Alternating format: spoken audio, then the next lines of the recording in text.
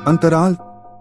गांव की पुरानी बाजार में जगह बताए जाते थे कई रहस्यमयी कहानियां, लेकिन एक कहानी ऐसी भी थी जिसे सभी भूल चुके थे, क्योंकि जो उस कहानी के अंदर था वह किसी को पता ही नहीं था।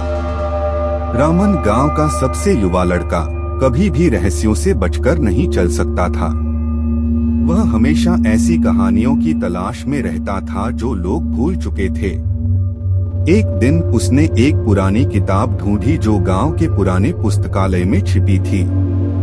किताब के कुछ पन्ने फटे हुए थे, लेकिन उसके कुछ हिस्से सही थे। रामन ने किताब खोली और पढ़ना शुरू किया।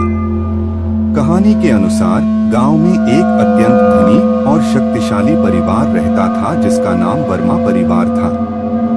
वे लोग अपनी शक्तियों का दुरुपयोग करते थे और गांव की जनता पर राज किया करते थे।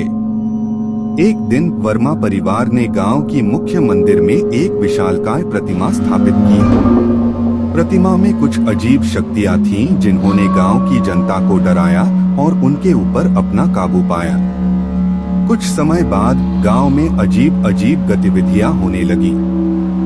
लोग रात को अनजाने दिशा में चले जाते और उन्हें वहां से वापस आने में कठिनाई होती थी। धीरे धीरे लोगों की वापसी बंद हो गई और गांव में सिर्फ अजीब गतिविधियां ही होने लगी। एक रात रामन ने अपने मित्र श्याम को उस मंदिर में जाने का फैसला किया। वे दोनों मंदिर में पहुंचे और वहां प्रतिमा के पास खड़े हो गए।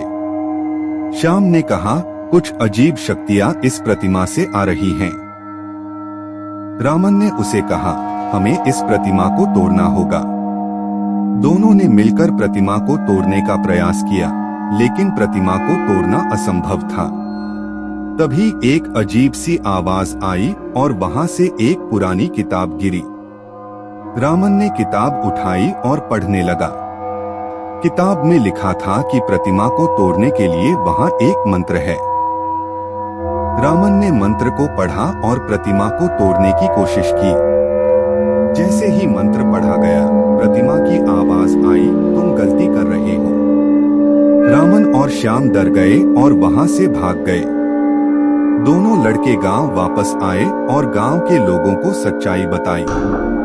लोगों ने मंदिर में जाकर देखा कि प्रतिमा अब तक वहीं थी। इसके बाद गांव के लोगों ने मंदिर में एक दानव की पूजा की और उसे प्रतिमा से प्रसन्न किया। वहां से प्रतिमा की अजीबोगरीब शक्तियां समाप्त हो गईं और गांव में सुकून लौटा। रामन और श्याम ने गांव की जनता को उस दिन तक रहस्यमयी कहानियों से बचाया और गांव में सुकून लाया।